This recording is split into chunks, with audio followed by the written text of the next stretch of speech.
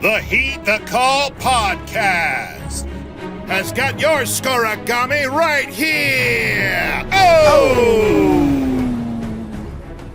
It's funny because I wrote that, I guess, and sent it to Zumwalt, or Justin did, and then instinctually I just said, oh, when Jason said, oh. It was like my past and present meeting at the same time. Welcome to Heed the Call, a tremendous football program. I'm Dan Hanzus with Marc Sessler, and if it is the midweek show, that means Conor Orr is with us too. Hey, Con Man. What's up, boys? Long time no see. How's everybody doing? Great.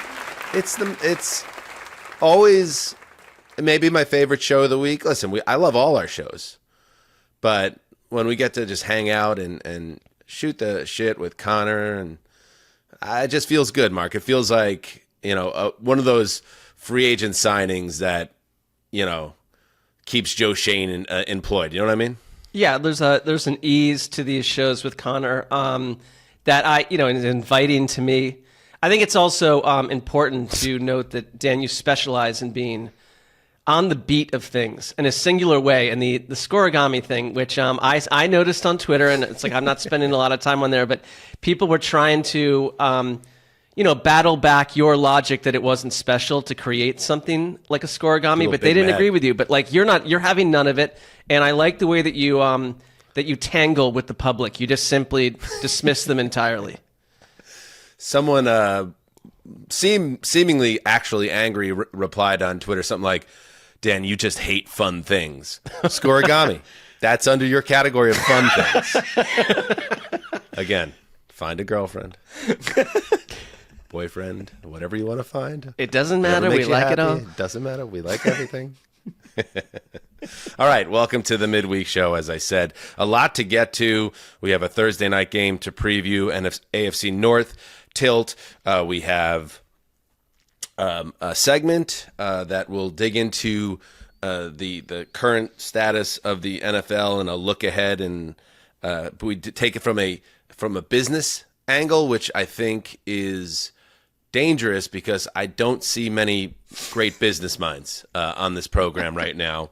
In fact, we're going to steal elements from a popular, I believe, CNBC financial program that I've never seen before and have purposely not watched ahead of this show, but just going to guess how this certain program goes that has also a show famous for its sound drops. I don't know if legally we could say the name, but I think people maybe can understand what we're talking about. I just want to be safe, Mark. It's a litigious world out there.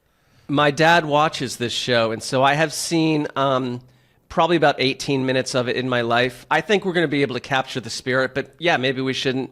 Conor, maybe we shouldn't say the name. I don't know. We don't want to get into trouble here. 2 years ago, I had stock options for the first time, and I was like, I don't want these, and what do I do with them? And so, I thought there's that episode of The Office where Michael Scott just declares bankruptcy, and I was like, is that how I sell a stock? I just say it out loud, I don't want it anymore. And I called the person in charge of it, and he was just declare bankruptcy. I called the person whose job it was, and he was like, it's a really bad idea, for so many reasons to sell all of this. And he's like, it could have it has far-reaching consequences. And I was like, yeah, I just don't want it. And he's like, okay. And I was, just this idea of I still don't understand how it happened. Right. Or the process behind it, but I'm definitely ready to dig in on this. It's like one of those conversations, and Mark and I kind of run our own small business now, which is outrageous. But do we? I mean, we literally. It's like we don't even touch very the loosely deep. defined. Very loosely defined as running the small business, Conor. But you having that conversation with a financial consultant or whatever, I can imagine it being one of those things where the consultant okay, all right, Conor, it was good talking to you. Yeah, let's stay in touch. And then he does that thing where he kind of looks at his phone after the call ends before putting it down. He just mails me a bag of dog food, and he's like, here's your profits. And he just didn't do anything with the actual request. Yeah. But before we get into that, and I did actually just hear from my lawyer, the program's called Mad Money. So and if we have to bleep that in post, we will, Justin. But before we get to any of that, a little developing news.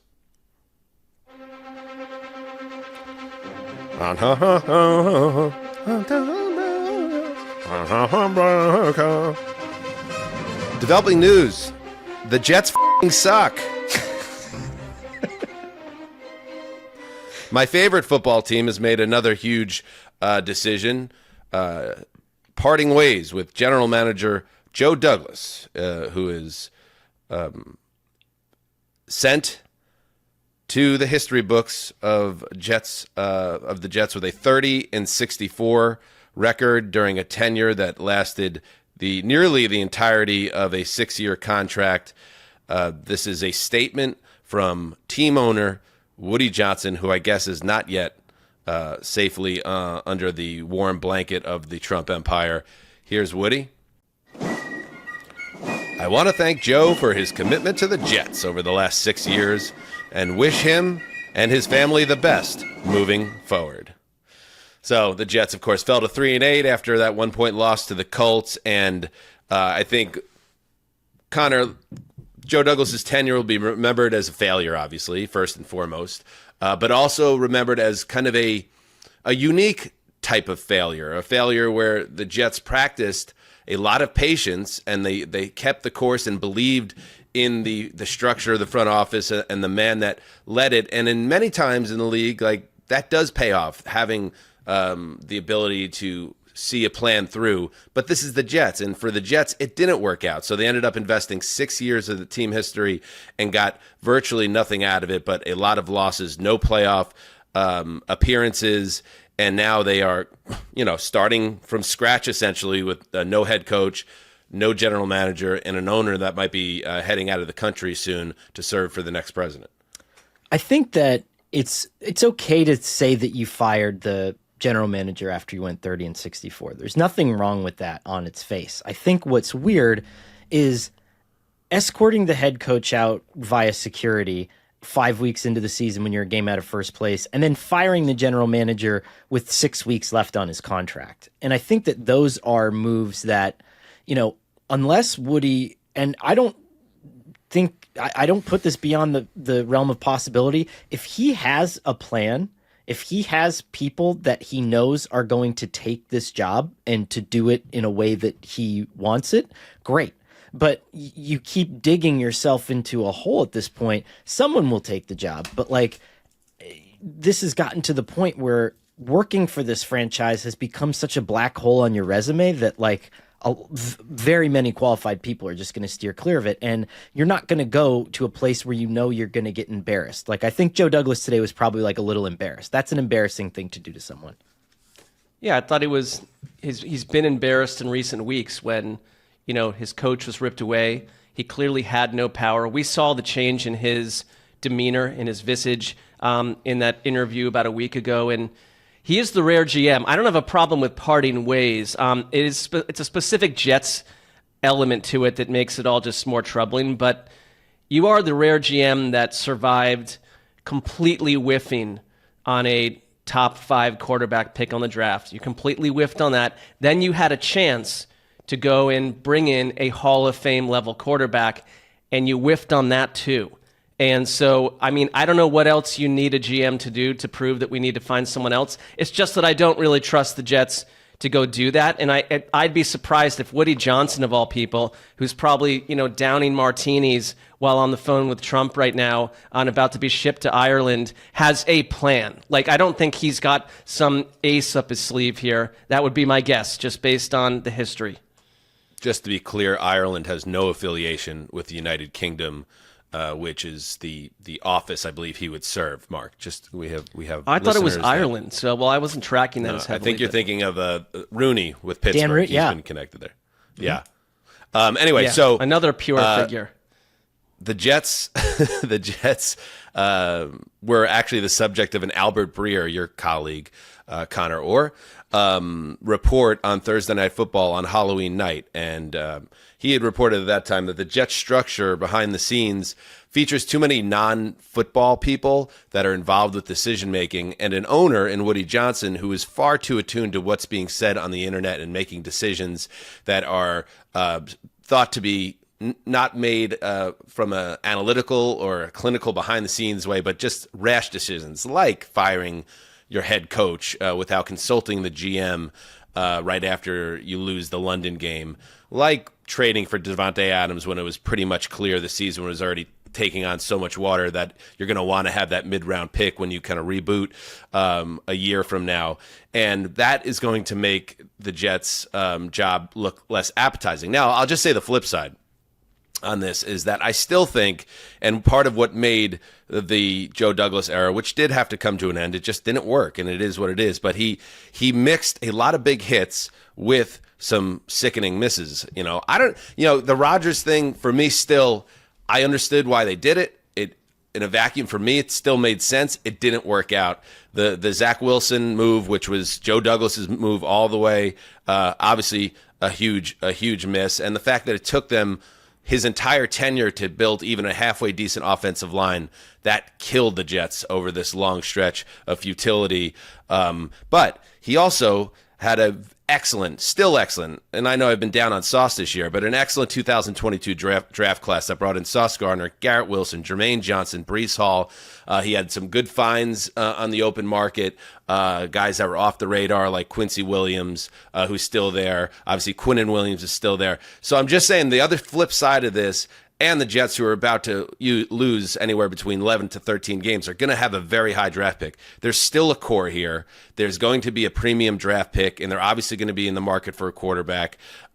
So those are reasons why that it would be a good job. And also, there's only 32 of these jobs. And so I'm just spinning positive a little bit and telling the other side of the story, but I also understand why people say the other way, which is like, why would you go near a toxic organization and an owner that is very temperamental and doesn't always listen to his top lieutenants? So there's two sides of it. So my only pushback there would be, I think that the way that he got involved in the team in this particular scenario was an outlier. And even among like all these other different stories and all these different examples, like this was kind of to an extreme, at least when it comes to like being a detriment to the day-to-day operations of a football team. We're not talking about like Dan Snyder here, right? But what we are talking about is somebody who really, I think, impacted the work environment in a heavily negative way. All these guys talk, and I do think it could end up having some sort of a tangible impact on the process. Well, and shouldn't we know pretty soon, like in terms of if you really have your act together, one of the reasons that you removed the coach and the GM, on by November 19th is you begin the process now, and we should hear names and whispers and ideas. And like, I guess my trust in the organization is like, are we anywhere tangible with a big name that matters a month from now? Because the next head coach and GM has a lot of big decisions to make, and it starts with Aaron Rodgers. And I'll ask Jordan about this because she's an expert in these matters. What it means behind the scenes when you take out the GM and the entire structure of your scouting. Like, does this help them at all in terms of getting that process on the right track in an expedited manner ahead of a hugely important draft class coming in for the team? But we'll stick a pin in that. But Joe Douglas is out, and the Jets are in so many ways just totally up in the air as an organization. Honestly, even as a Jets fan that is eternally optimistic, and some pessimism has crept in the post Aaron Rodgers Achilles incident, I never thought it could have gone this bad. You always give this organization credit for shocking you with how deep things could go. The fact that we're talking about the season that we entered, and now we're talking about it before Thanksgiving. The head coach is gone 6 weeks ago, and now the GM is fired before Thanksgiving. It's a massive, massive whiff of a season for the Jets, and now they start over yet again. All right, let's head to break, and then we will put on our business caps. Scary thought. Football is not the only sport on the calendar right now. The NBA season is in full swing too, and Underdog has tons of fun ways to get in on the action with nightly NBA pick'em slates, discounts, and promos aplenty. And you can even play against other users with daily tournaments and private drafts, where Underdog is giving out over $100,000 every single day. Just scan the QR code on your screen to download and play on the Underdog app, or if you're not watching on YouTube, sign up with the code HTC, that's our show, and you can receive up to $1,000 in bonus cash when you deposit. For our U.S. audience only.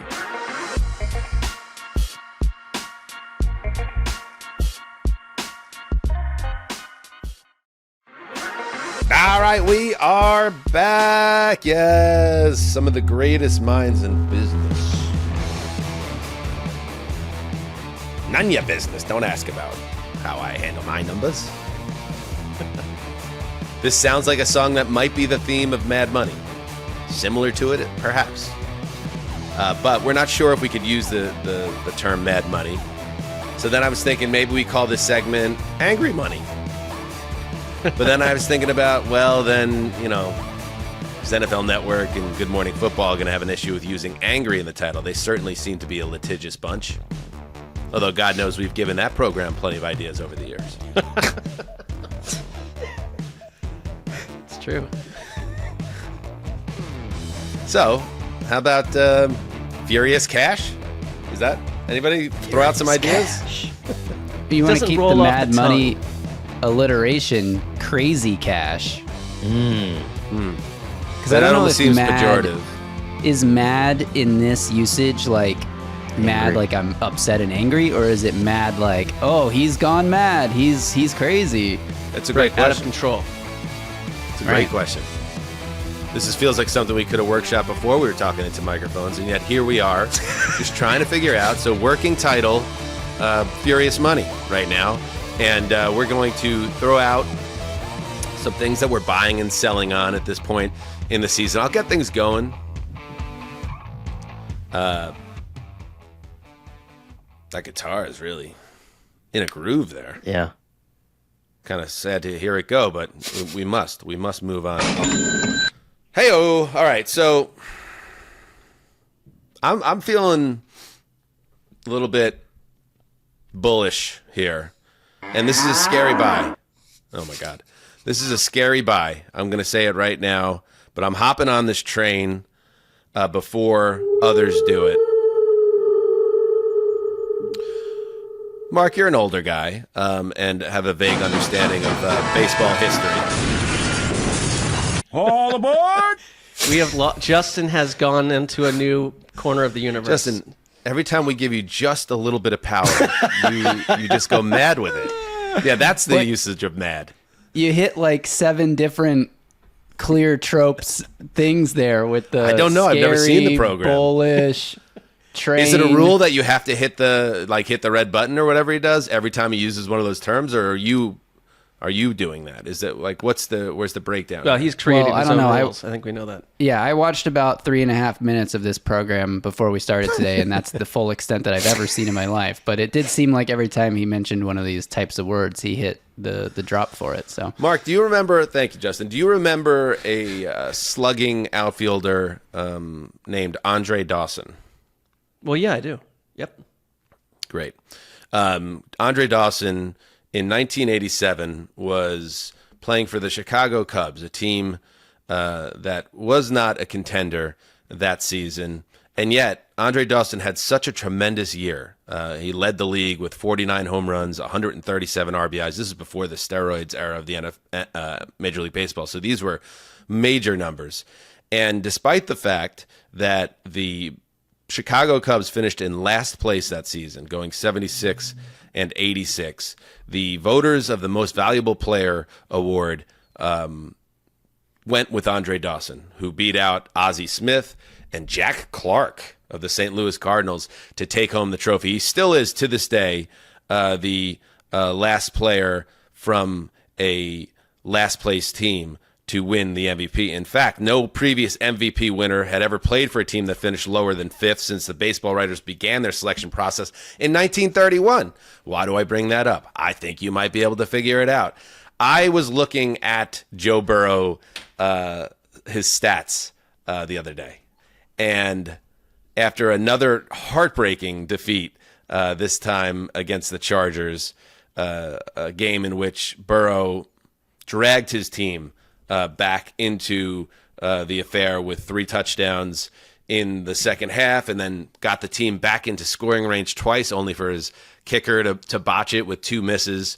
Not quite McFearless after all. So Joe Shiesty is feeling it right now. He is, I'm going to pull up for you. This is what I'm going to pull up. Joe Burrow stats. All right, here we go. This is what Joe Burrow is on pace to do right now.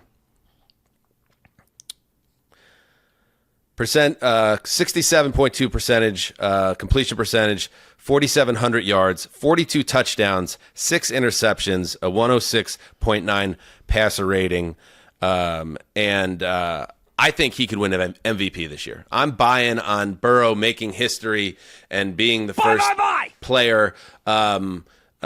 Probably, I would have to check the NFL history of this, but for a team that's not going to make the playoffs, and right now the Bengals, I don't think they're a last place team, but they're close to it with all these heartbreaking defeats.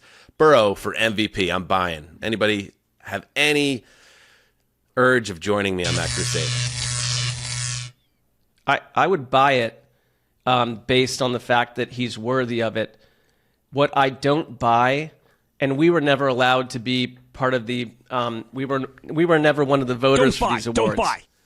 But do you buy that the voting public, the national journalists and beat reporters that do have a vote here, would vote for a quarterback on a team that might have 5 or 6 wins at the end of the season? That's my concern. It's not that he is not worthy. I'm with you. But I see the narrative about, like, I think it would be like Lamar Jackson in his own division probably has a much better shot if they're a playoff team. Obviously, like Lamar didn't play well this past week. He would have to come down or suffer an injury. Same thing for Josh Allen. I think these are the 2 biggest contenders. And if those guys both fall off, or one or both get injured, and they come out of the contention for MVP, that would open up, the lane for another QB. It's typically a QB award, or maybe even Saquon Barkley or Derrick Henry, other guys, but running backs don't typically win this award. Burrow would then slide in. I mean, he leads the league in yards, touchdowns, QBR, and I just think he's the best quarterback in the league. And it's why, like I still, even though we're done with the fork exercise, I still wouldn't fork the Bengals, because this guy is having a historically great year, and it's such a strange season. I just want to play a clip before I hear your thoughts, Connor. Burrow, after the game, he's living it, because he cannot figure. It's like when your fantasy team scores 160 points every week, but you keep facing the team that has the high point total of the week, you could tell he's mystified that he could be playing the position at this high a level in a league that is defined by quarterback play, and yet his team sucks. Here's Burrow. Joe, what do you say to Evan after he misses those 2 field goals there at the end?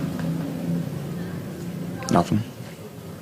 Joe, how do you explain the way this season has gone, where it feels like we've been in this spot after so many games? They've all felt one play away, like you've made so many winning plays. Are you able to explain it? How do you explain it? Just got to make the plays. And we haven't down the stretch, and we're not a good enough team to, our margin of error is slim, so we got to make those plays. I got to make those plays. We all got to make those plays. And Connor, I saw some criticism of Burrow for the way he answered those questions, that almost, by saying there's nothing he would say to Evan McPherson after those misses, and we got to make plays very clearly. Like he's saying, other people have to do better, get on my level. But I'm cool with the honesty, because that's exactly the case. It's very frustrating, I would imagine, for him right now. Yeah, and which is why I'm siding with you. So I'm going to try to walk the tightrope here and use the correct lingo. I'm increasing my position in Burrow based on your take, okay? And why I'm doing that is because I do think that there's a narrative out there on Lamar, as you correctly pointed out, and they still have some critical division matchups left.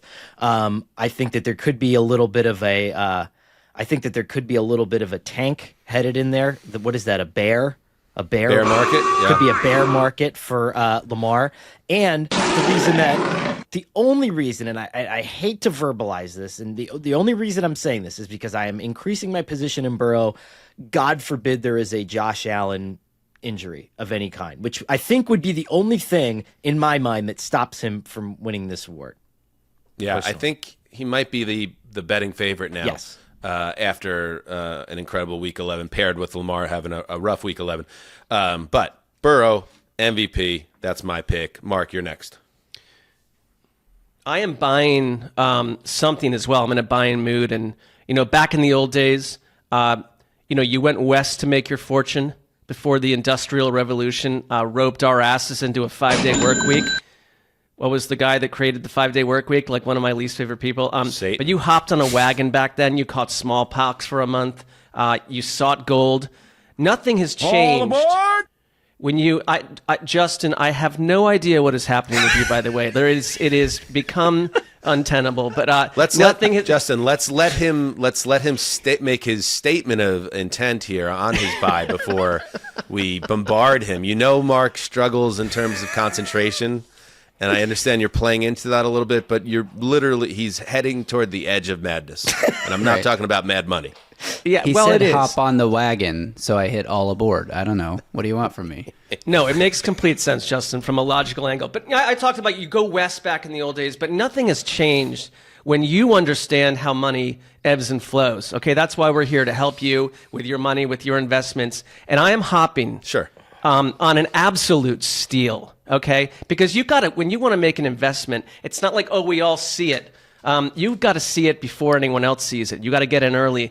And I've been beating this drum all season long, and it's starting to become, it's coming into fruition. I'm buying the Cardinals from the desert, from the West, as a team that pulls off an absolute ceiling zero shocker in the playoffs. Okay, I am buying the Cardinals as a team that goes into the playoffs and becomes not only just a little cute wild card victory over some like Carolina Panthers team of old that had like no quarterback. They go and drop a hammer and they find their way into the Final Four in the NFL. And you get on this deal now because the average consumer isn't seeing what our analysts, our group of money matter experts are seeing. Okay, these are people who didn't understand that gold existed in those hills back in the days. They don't know what IBM stands for, International Business Machines. Okay, the Cardinals are fringe today on some level, but they are going to be something very new. They are built to throw punches in wintertime. Jonathan Gannon is the coach nobody's talking about. Drew Petzing is a minor genius. They win 2 playoff games, and nobody knows what to do, and they do it with raw brutality. And you get rich, my friends. This is the equivalent of a devastating tech stock from like deep Sweden. Go impress your friends and your lovers. Get on board today, and 2 weeks from now, they're going to say, you understood how to make money, how to manage your money, how to manage your finances. This is how you win. I'm just now going to talk history of the show. I think it's very, very fair to point out 2 things. One thing, what Jason Zumwalt said over the summer about the Cardinals, which is do not talk about the Cardinals. Don't even think about the Cardinals. Let the Cardinals do what they do in secrecy. And so that you're breaking that rule of Jason Zumwalt, who's bigger than you, Mark. So he might be searching you out after that. He's going to travel Oregon's trail style across country to find you for putting the Cardinals on the radar in such a way. And then there's the not so, pleasant history of any team you've done this with historically seems to always go immediately in the tank. So I want to increase my position on the Cardinals, but I'm worried about some, and I know the finance people out here don't believe in this, but the voodoo magic of the Sessler stamp of approval, cratering the Cardinal season immediately. Yeah, but Dan, so I got to stay away from this right now. Why would I be involved with, our version of Mad Money if things that I touch go south? Like that they wouldn't want me on that. Because I like everything you're saying, Mark. I agree, and I have another one that's coming up, so I don't want to say much more that ties into your bullishness on this.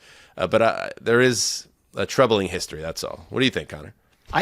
They still have 2 games against Seattle that I would love to. So one coming up, I would like to see them play Seattle first, and I understand that waiting to see them play the Seahawks then makes the stock jump and obviously becomes less valuable. So I understand that the time is now to buy in.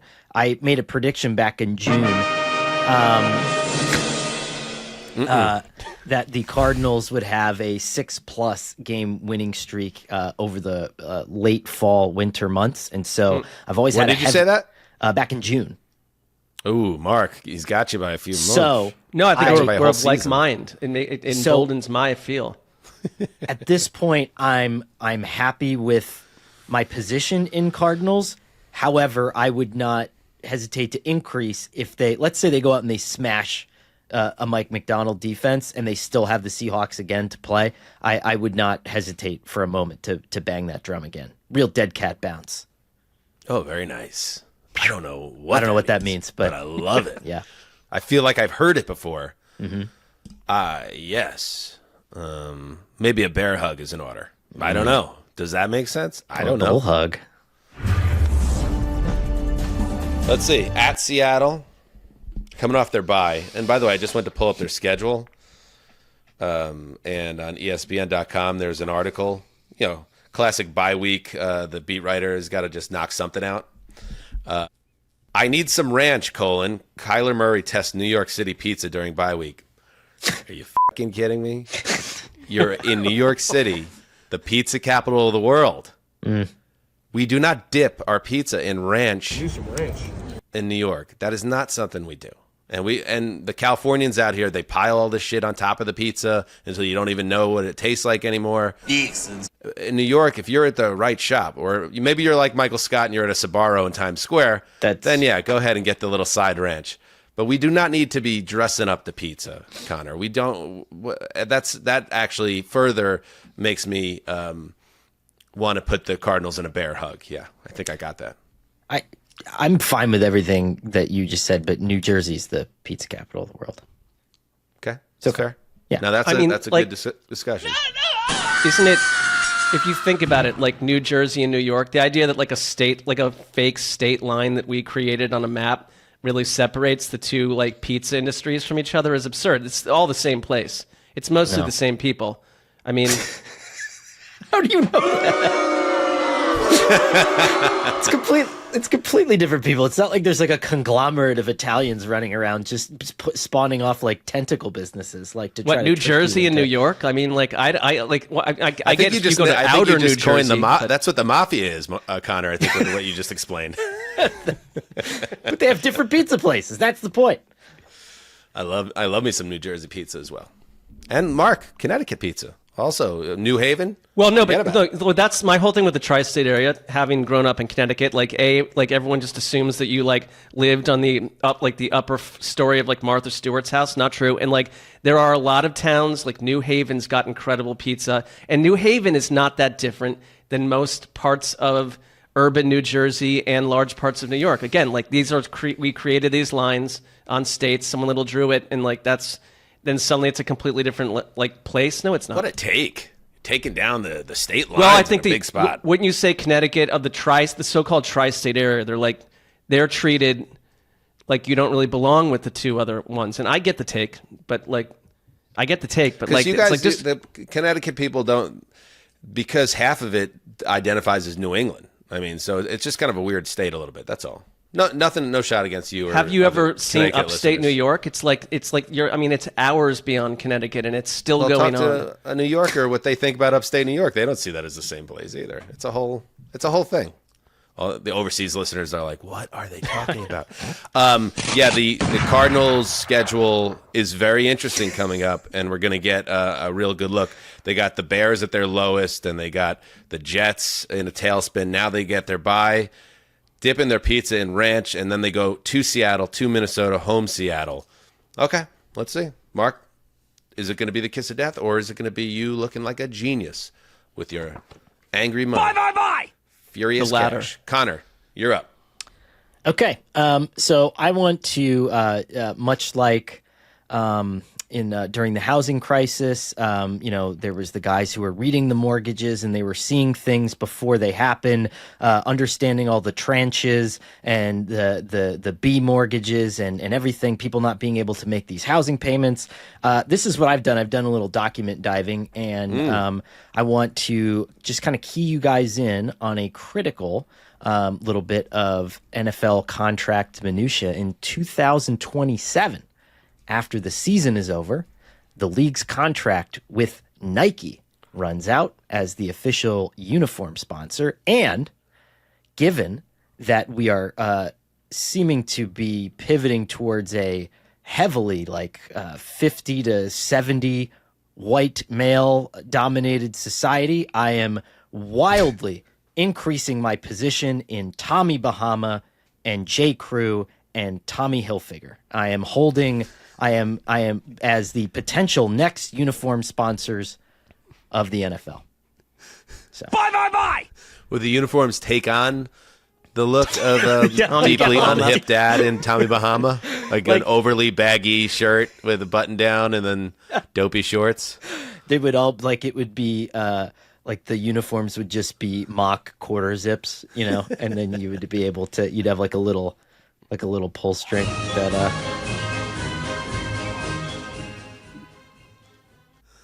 I don't know either, Mark. I don't know. I don't know. What you're saying. I love the idea. I could see like a bunch of coaches getting behind that, but would you have a slight revolt if the average roster of players are being asked to wear Tommy Bahama clothing as an outfit? Right. There's a little bit of disconnect between the target audience of that clothing line and the breakdown of NFL players in modern America.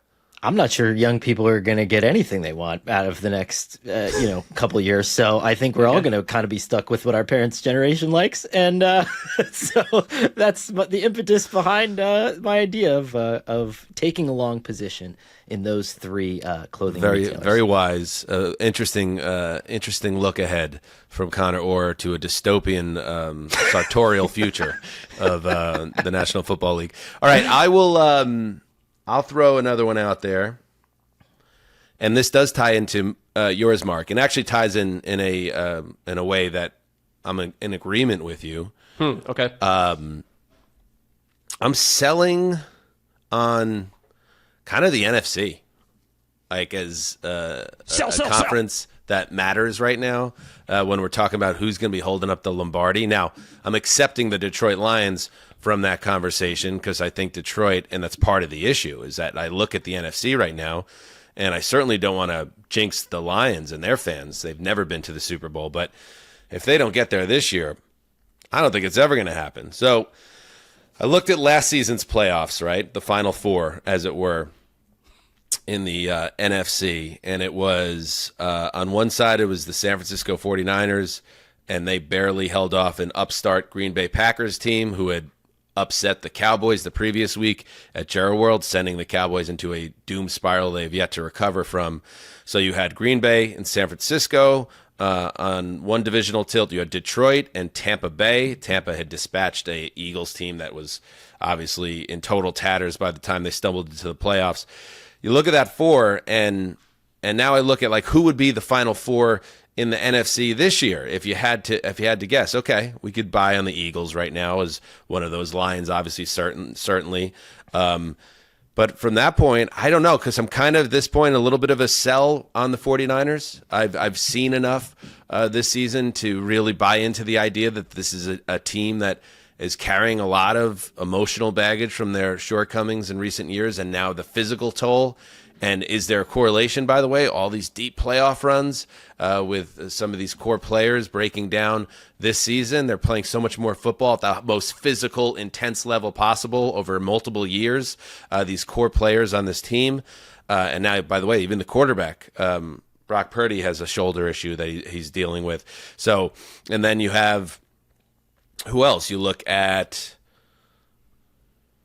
the Minnesota Vikings, a team that, I'm obviously queen bee of the Darnold hype, but I think they're good more than great.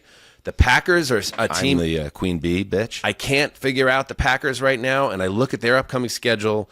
I look at their, in recent weeks, a narrow win over the Texans, barely beat the Jaguars. They get beat by the Lions. They need a block field goal to survive the Bears. And now they have the 49ers at home, the Dolphins at home, at Detroit, at Seattle. I feel like we're going to be talking about the Green Bay Packers scuffling quite a bit a month from now and trying to figure things out. This is also the time of the year when Jordan Love really went last year and became a stud. But so far this year, Jordan Love has thrown an interception in every game he's played. He's already matched his interception total of last year with 11. So he's been an issue for them. Their defense, with Happily leading it, has been better. But inconsistent, especially in the pass rush. They could not get to Connor Williams for most of the game last week, a guy who's been completely Caleb Williams, sorry. Who's been completely under siege by every pass rush in the league this season. I know they got to him at the end of the game, but I don't know. I just don't trust the Packers. So who are those teams? Who's going to fill that vacuum if these teams fall off? The Cardinals could be one of them, but in general, I just see the path wide open for the Lions. So I'm selling on the NFC as a team that could sell. Bring any type of heat beyond the team in the Motor City. So you don't buy the Eagles, which is not a surprise based on our history discussing that team. I grant that the Eagles are a representative team that could be in the NFC Final Four. Like, it makes sense to me. But do I see the Eagles as an absolute juggernaut? Like when you look at the power rankings, like I have them at number 5, but a clear number. The 4 teams ahead of them, I feel pretty strongly that they are in a different category than the Eagles. Personally, I'll say quickly, like I'm with you on this selling on the NFC because. The AFC has been top heavier for a number of years in a row. But for me, it's not so much that the Eagles are entirely problematic or that Washington. And I don't want to make this an Eagles conversation because I'm kind of sick of like talking about how Dan hates the Eagles. I don't. I think the Eagles make sense, Mark, as one of the teams that if they get to the second round of the playoffs and they're in the in a fight for the Super Bowl, they fit. But like, who are the other 2 teams? Like, to me, no, I'm with Lions, you. Like, I'm more Eagles, saying who else is there? I'm saying that I'm with you because I kind of am aligned with you on like these other teams in the conference. I just think that if Detroit, barring some sort of health scenario or injury status problem, like they're rounding into a team that's dominant and is just going to whack anyone. Like it's more for me a Lions thing, and I don't see anyone else in the conference that can be as physical as them and can take them down in winter.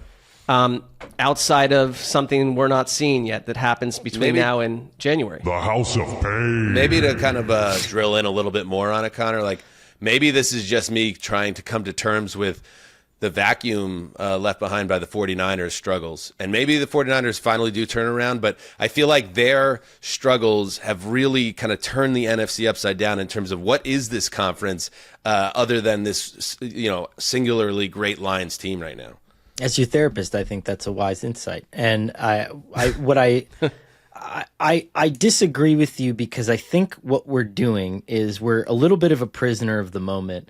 And I think that we're making the AFC into something that it's not. And then that forces us then to, by association, make the NFC into something that it's not, right? And so I think the AFC beyond and even the best team in the AFC is the Chiefs, and they're flawed. But you have the Bills, who, okay, I mean, their best win is the Chiefs, but up until this point was just kind of hammering a mediocre AFC East and didn't really have a lot of quality wins up until this point. And so these teams, their biggest quality wins are kind of against one another, if that makes sense. And Baltimore is flawed when Lamar Jackson gets into an unfavorable matchup. And so a lot of these teams that you're just like, wow, that's unbelievable. I don't see the AFC as existing on this other plane personally. Like I just think it feels that way right now. But if you are giving up your NFC shares, I am buying. And the reason I'm doing that is because the Packers, even though they had an outlier turnover number, and so you know that they're not going to get a pick a game from Xavier McKinney, right? And that's going to have to factor into how the end of the season looks. They also are the worst, or I think the second worst red zone scoring team in the NFL. And they've had a lot of bad luck in the red zone. And if that even turns around marginally, like this is a team that could score like 33 points a game throughout the rest of the regular season. And I like the youngness of the roster. I like the fact that we don't know a lot about them. I like the fact that they could surprise teams. I think there's a lot of room to grow there. That's all fair. It's all fair. Yeah, it's a lot can change, and it probably will. I mean, and to tie it back to you, Mark, like the Cardinals are a team that I think can benefit from this vacuum, and that maybe they become seen as a major titan by January. The Commanders, we can't bail on the Commanders because, like we said on Sunday, the quarterback hasn't been healthy, and I think that's affected them. If Jaden Daniels could get back to what he was earlier in the year, they could kind of reassume a position as a team that could make noise in January. And yes, maybe the Packers are fine, and maybe the Niners figure it out, and the NFC is a major dogfight. I hope it is, and it's not just a coronation over a month for the Lions. Rarely it turns out that way, but that's just kind of how it feels in the moment to me. Sessler. I like the idea that there's a Niners vacuum, by the way. That's well said. Okay, I think number one, when you look at economists back in history, like they had to create types of economies that weren't created. So they sound kind of insane when you bring it up. Ideas that were like, wait a minute, I live in this space where I'm going to help the greater good, and it doesn't seem like good right now. So I'm buying hard on the idea of a human experiment. And hear me out, okay? We've got 32 teams in the NFL, and at times it just feels like we know what we're getting. We know what we're getting every autumn to some degree, and it plays out. I want to create a 33rd team as an experiment, okay?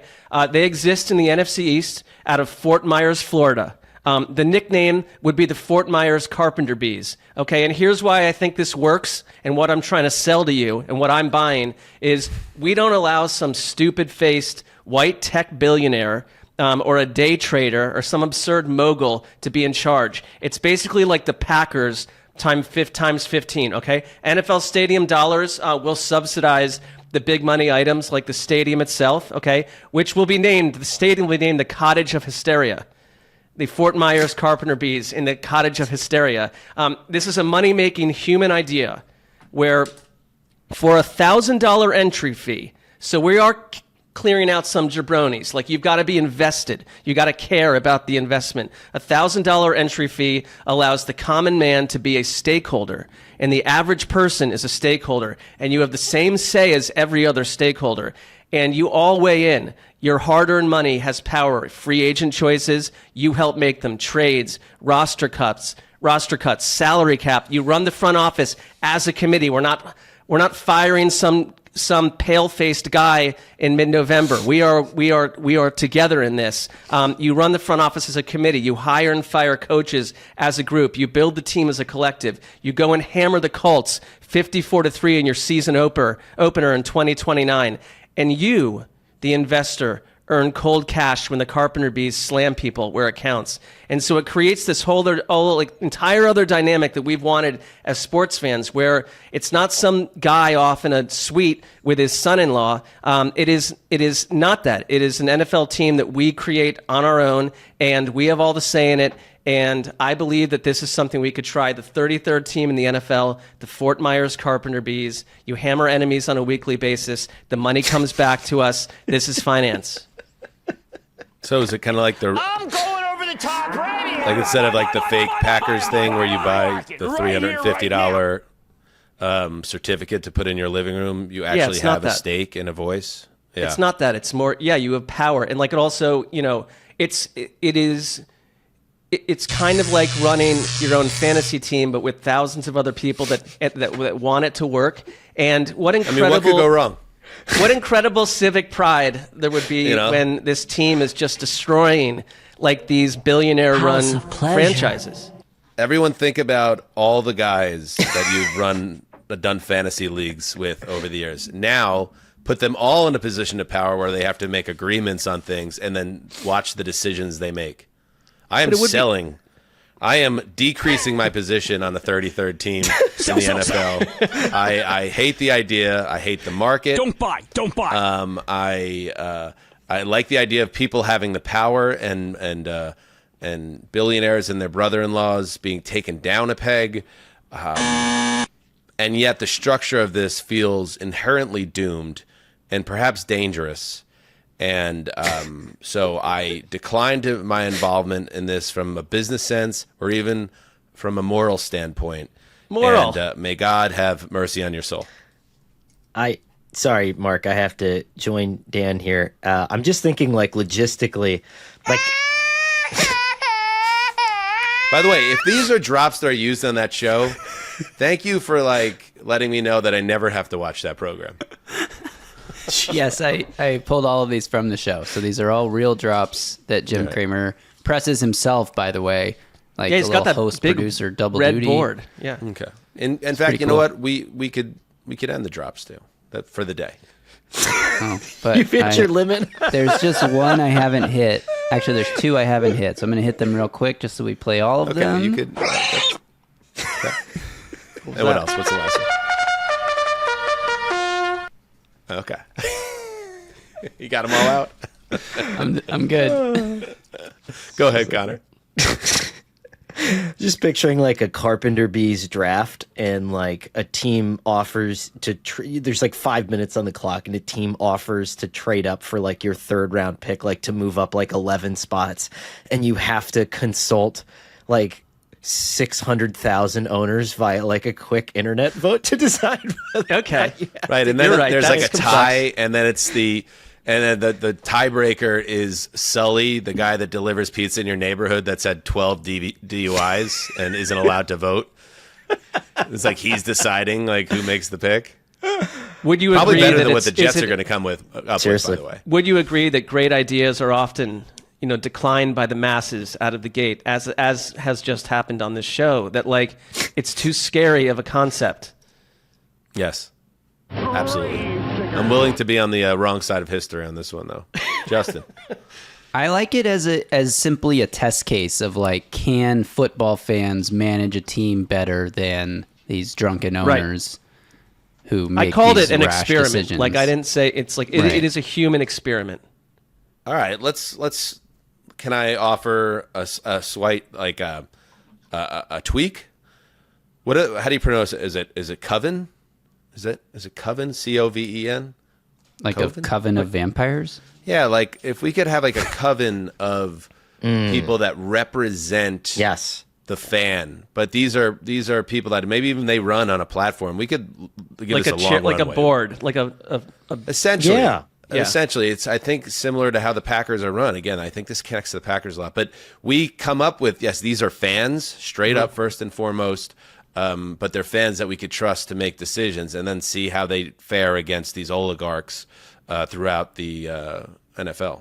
I think that's a fair because I didn't we spend the morning preparing for these shows. It's possible I didn't investigate intellectually every angle of this plot, and so I think Connor made a good point that like when you're trying to cook up like a draft day trade and you're working with probably 700,000 relatively drunk individuals, that could go wrong. So you're right. I think a board or a A coven representative of intellectuals, group, yeah.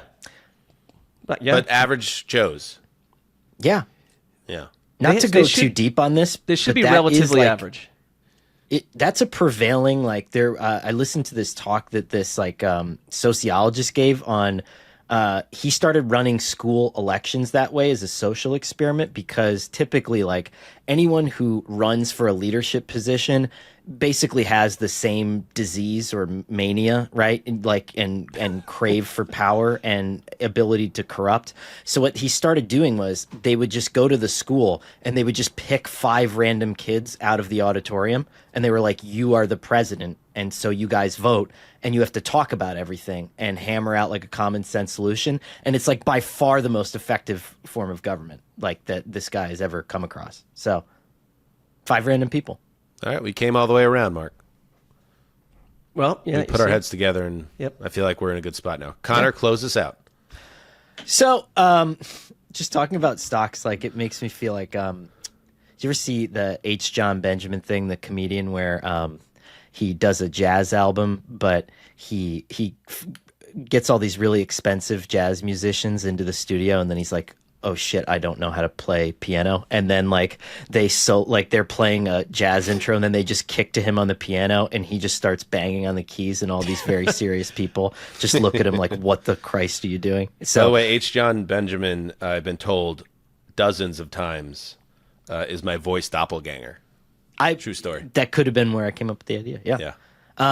So I feel like a little bit of a fraud talking about this, but when you watch some of these shows, they're on while I'm at the gym sometimes doing like the Peloton, and so what a lot of these investor people say is like they're looking at the bones of something, right? And so what is the fuel source of this thing? What is the employment like? What is the turnover like? And so right now I have a unicorn stock. I have a massive position in Riz. Okay, I am all in. By the way, Justin wants Riz. to hit a drop so bad right now, but he can't because he's used them up.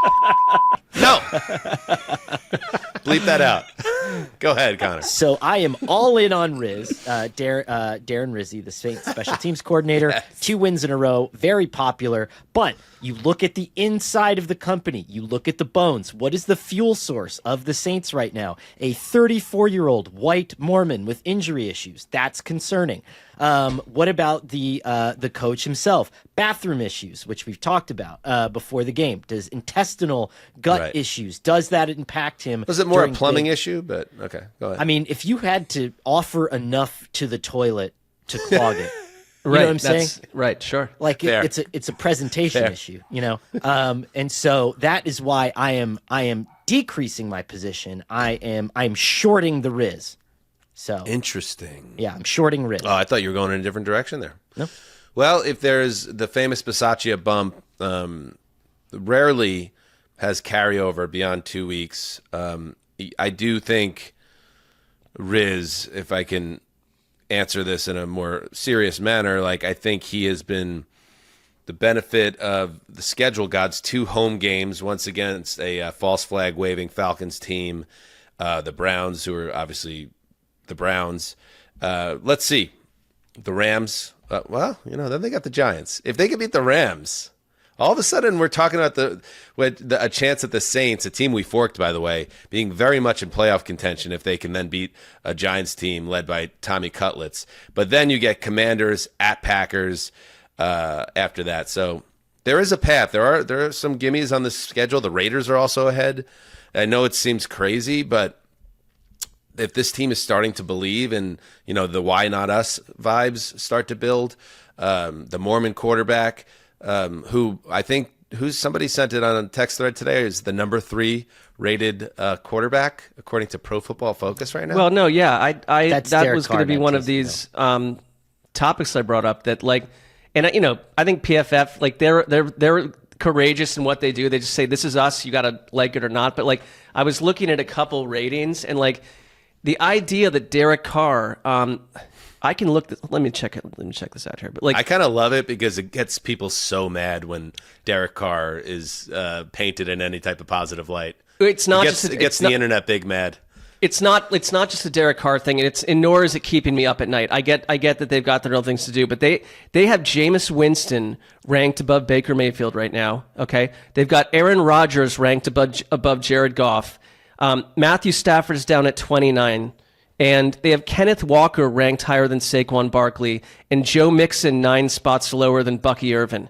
Okay, and Jamar Chase is 6 spots lower than Josh Downs. So I just say you can find examples where it's like, yeah, sure, what are we doing here? Sure. And I know they're adding all these different analytics up together, and that it's not just based on passing with the quarterbacks, but still, like when you go to that main board, like it feels like a little bit of an LSD trip based on some of the spots. There's too many losses still on the schedule, Connor, to believe that the Saints have a playoff run in them. So yeah, that would be a Riz extinguisher, I would think. Just to clarify, by the way, Taysom Hill was the person I was referring to. I don't think Derek Carr is Mormon, nor do I think Mormonism matters in terms of quarterbacking. So I don't want people to conflate that. It was right. more of a funny way. You called him a white it. Mormon, which I did. I don't even know if you need to do that. That seems, you know, somewhat redundant, like in terms of somewhat. Good to hammer it home. All right, good stuff. Let's really quick. Let's move at. Good job. I hope everybody gets rich off whatever we just did, because it feels like some sound financial advice was doled out. Let's quickly hit Thursday night football before we say goodbye. The 8-2 Pittsburgh Steelers hit the road to face the 2-8 Cleveland Browns. This game looks like obviously a big time mismatch on paper, and yet and this was interesting to me. If you go in the desert, this is a line that opened at only 4.5 points. Pittsburgh was giving here, and it's down to 3.5. So, the Browns playing well at home on Thursday night doesn't seem crazy to me. So now I'm just going to try to talk myself into it, Mark, that the Browns and Jameis Winston and throwing the ball around the yard, perhaps at home they put a scare, or maybe even shock into the Steelers, and we end up watching a exciting back and forth game. But it also could very easily be 23-3, and that wouldn't surprise me either. So be thinking. Actually, don't think. Be the best. The latter feels more realistic to me, but I think you're like with these Thursday night games between division foes. Yes, I think it could be a tight game. I've got a couple major problems with Cleveland, and it starts with the fact that they lost DeJuan Jones, who is a second-year tackle for them, a massive-bodied guy who was playing pretty well at left tackle. I mean, better than Jedrick Wills, who they basically benched. So you've got major issues at left tackle.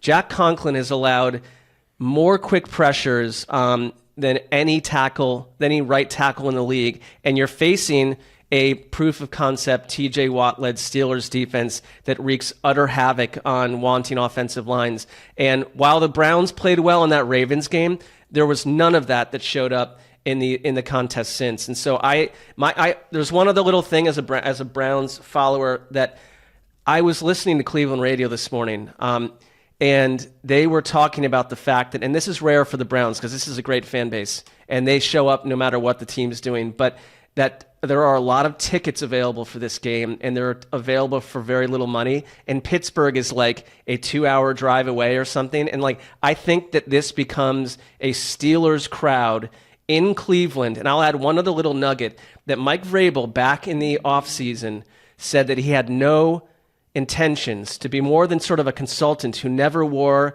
an earpiece during games. And as of last week, he had not only sound and earpiece, but was very, very vocal on the sideline. And I wonder if we are getting close to a regime change where the Ohio-based Mike Vrabel is being courted and tested as a head coaching candidate for a team that is in utter free fall and fighting with itself behind walls. So we'll see. I think this could be one of those games where the Browns look a lot different a couple weeks from now if this goes very ugly. Because when you lose the Steelers, that's it.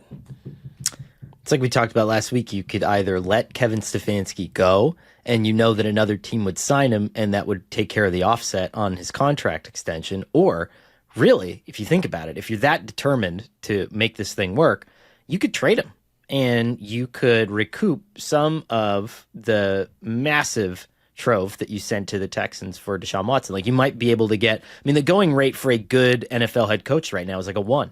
So you could get a 1. Right? I don't know. Interesting. But yeah. So on this game, I think the one thing that is interesting is that even though the Browns look helpless, since Jameis Winston's taken over, they've allowed the 6th fewest quarterback pressures in the NFL. And while it would not seem to make any sort of sense, the offense does seem to run with some semblance of timing. And maybe if you don't allow TJ Watt to wreck the game as he normally would and to just tear the face off of your quarterback and allow Tomlin to play that game. You have some athletic people up front still in Cleveland. Russell Wilson is still one of the most sack-prone quarterbacks in the NFL. Why not? I legitimately think this game gets weird. All right. Yeah, I think it's certainly possible. It was popping up. Somebody sent it to me in my mentions, the idea of Justin Fields being the quarterback of the Steelers, but only in the 20s on each end, and then Russell Wilson being the quarterback in the middle portion. Mike Tomlin's a guy that probably would try that. The Princeton Tigers do that. My friend, Coach Bob over at Princeton, amazing head coach, has run a 3-quarterback offense before, which is so cool. I went and did a story on that when I was at NFL.com. But he had a Tebow-like quarterback, and he had more of a traditional drop-back passer. And he would run the Tebow guy from the 0 to the 20 and then the 20 to the 0. And then you'd have the drop-back guy between the 20s. And it was so cool. So yes, somebody please make that happen. That's an exactly Conor Orr. That's a Conor Orr Madden team right there too. Whenever we'd hear Conor Orr tell us about his Madden teams, wild stuff's occurring. Hell yeah! if you can get to Cleveland before Thursday and then be there for presser availability, just to put the idea in Tomlin's head in case he hasn't thought of it already. Like, you know, you might not get credit for it, but if it leads to it happening, that would be cool. Yeah. Dig it. Cue the Arthur Smith face after Russell Wilson's red zone interception. It's like, why are we doing this? This is a horrible idea. All right, good stuff. Good stuff. Thank you to everyone, of course, for watching. We'll be back on Thursday with the great Jordan Rodrigue and Michael Sean Dugar of The Athletic to preview Week 12 in bulk. I think it's a big bye week, and I know this only because my fantasy opponent this week is like projected to score about 44 points because he has 11 guys not playing. I was like, oh, this is going to work out for Daddy Rich this week. How many bye teams this week, Justin? 6. Oh, Falcons, we needed Bills, that. Bengals, Saints, Jets, Jaguars. like that. I like that. All right, so fewer games to break down on Thursday, but we'll give them all the love in the world. Connor, Godspeed, man. Always great. See you on Sunday. And to the rest of yous, heed the call.